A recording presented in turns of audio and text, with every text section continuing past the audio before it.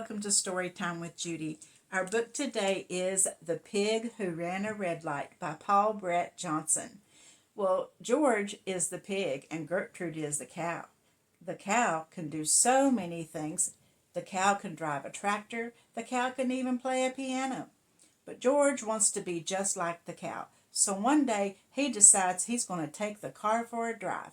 He goes into town and he causes all kinds of traffic problems. Let's find out what happens when the farmer's wife has to go get George. Ever since Gertrude had taken up flying, there had been no living with George. Whee! Came a sudden high squeal. Miss Rosemary made it to the kitchen door in time to see her pig take a run and go off the end of the porch. Thump! Miss Rosemary shook her head. Honestly, George, just because Gertrude is a silly nincompoop doesn't mean you have to be one too. It's a known fact. Pigs don't fly. Now look what you've done to my petunias. George was not about to listen to reason, however. The minute Gertrude fired up the old farm tractor, he climbed behind the wheel of Miss Rosemary's pickup. George smashed through the chicken coop, squished over the pumpkin patch, bounced across the creek, and chugged off down US 80 on the wrong side of the road. Heaven help us all, Miss Rosemary cried as she ran to the phone and called the sheriff. This is an emergency, she said. My pig is driving on the wrong side of the road. Now don't you worry about a thing, ma'am, said the sheriff. We'll take care of the situation. But when he hung up, he lifted his eyebrows and tapped his head. Lady says her pig is driving on the wrong side of the road. However, it wasn't long until the sheriff saw George with his own eyes.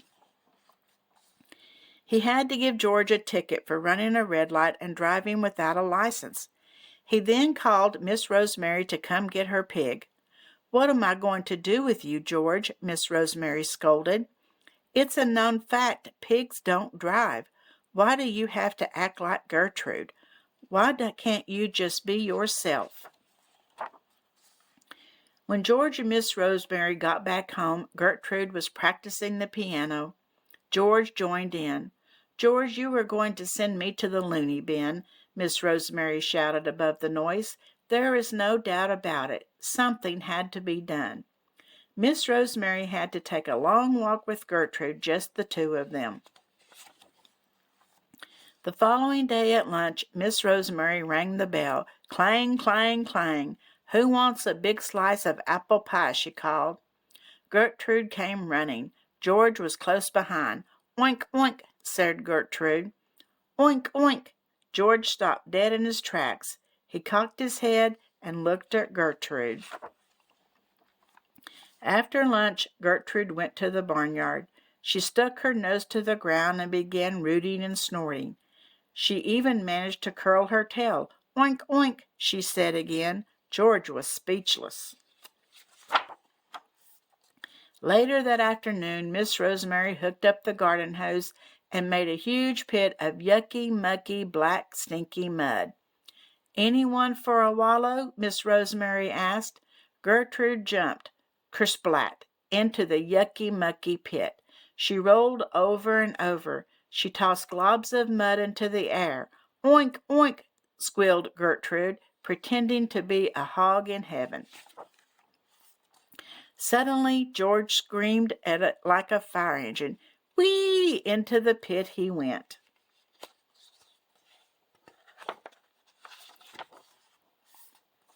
And there's George in the mud. Miss Rosemary sighed thankfully. At last, her pig was behaving like a pig. Cows are cows, and pigs are pigs, said Miss Rosemary, and that's a known fact. Oink, oink, said George. Oink, oink, said Gertrude. Oink, oink, said Magnolia. Oh, no, now Magnolia's going to act like a pig, isn't she? Well, I think it's kind of weird that the cow could drive and the cow could play the piano, don't you? And George just wanted to be like the cow, didn't he? I hope that you enjoyed this story, and I'll see you again tomorrow. And don't forget to like and subscribe.